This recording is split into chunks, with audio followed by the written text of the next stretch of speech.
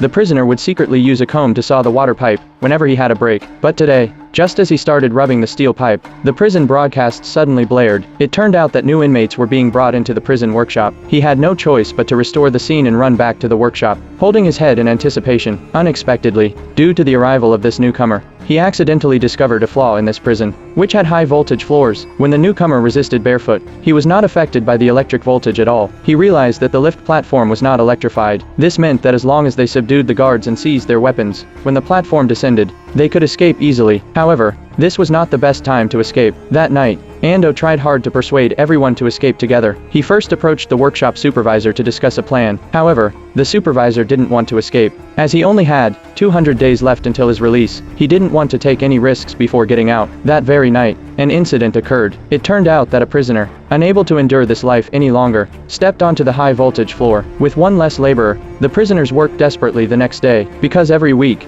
those in the lowest ranked workshop would disappear. But just as everyone was working hard, an elderly prisoner collapsed from exhaustion, so they hurriedly asked the guards to call a doctor. However, the doctor was also a prisoner here, and they were familiar with each other. After examining the old man, the doctor declared him worthless and stated that none of them would ever leave this prison alive. Then, he sent the old man to meet his maker. Everyone was confused about why this was happening. One day, they overheard a conversation and realized that release actually meant being transferred to another workshop. The supervisor decided that escaping was the only way to survive, so he revealed the prison's dark truth to all the inmates, and called on them to overthrow the guards' rule. Immediately, they began planning their escape.